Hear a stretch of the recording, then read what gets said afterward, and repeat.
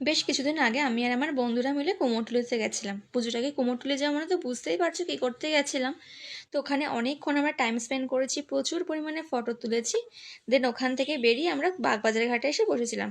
যখন বাগবাজার ঘাটে বসেছিলাম আমাদের না এতটা পরিমাণে খিদে পেয়েছিল কি বলবো, কারণ আমরা দুপুরের বেশ অনেকটা আগেই বেরিয়েছিলাম।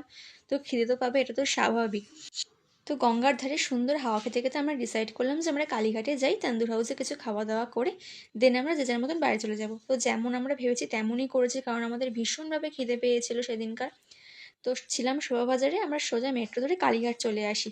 আর তোমাদের তো এই তান্দুর হাউস নিয়ে এক্সট্রা করে কিছু আশা করি বলার নেই, যারা এসেছে তারা তো জানবে এই জায়গাটা কেমন।